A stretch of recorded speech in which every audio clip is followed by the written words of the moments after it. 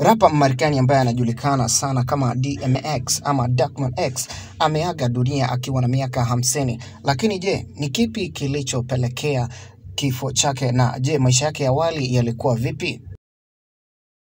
Karibu mtazamaji, hii ni Gusii Vibe TV.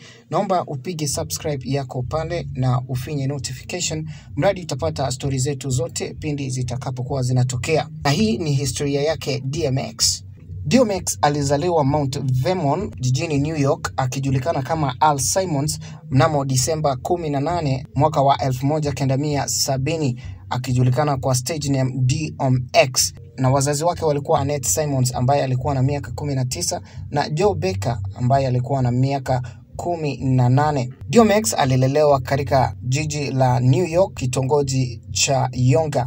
Alikuwa ni Marekani ambaye alikuwa rapa, mwandishi wa nyimbo na vilevile mwigizaji. Alianza rap miaka ya 1990s na akatoa debut album yake ambayo inajulikana kama It's Dark and Hell is Hot.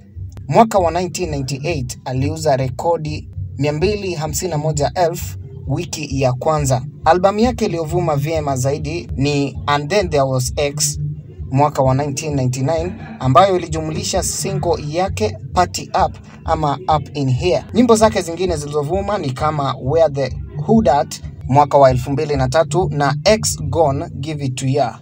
Aliigiza kwenye filamu kama vile Belly, Romeo Must Die ambaye star wake alikuwa ni Jet Li, Cradle to the Grave na Last Hour. Mwaka wa 2006 alikuwa star kwenye reality TV show iliyoitwa DMX Soul of a Man ambayo ilicheza kwenye Black Entertainment TV. Pia aliwahi kuchapisha kitabu Memoirs ambayo ilikuwa ni autobiography ama historia yake iliyoandikwa na yeye mwenyewe.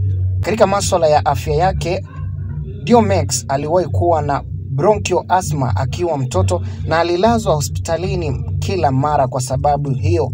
Na katika masuala ya dini, DMX alilelewa kama Jehovah's Witness ambayo aliasi baada ya yeye kugongwa na gari, kisha mama yake akakataa kushtaki mwenye gari hilo kwa sababu ya imani yake hiyo ya Jehovah's Witness kwamba haimruhusu kumshtaki mtu yeyote.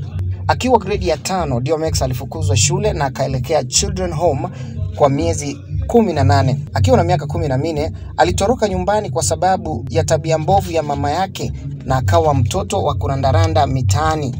DMX alianza kuandika rap zake mwaka wa 1984 alipokuwa gerezani ambapo alikuwa ametiwa kwa kosa la kuiba mbwa.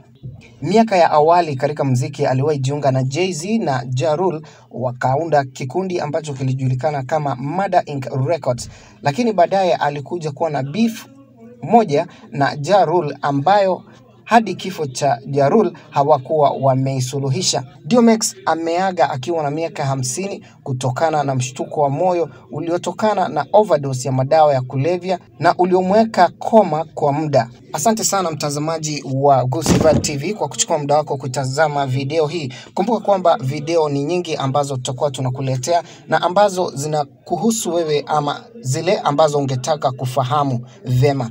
Kwa hivyo subscribe na weka notification, utapata video hizo pindi zitakapokuwa zinatokea.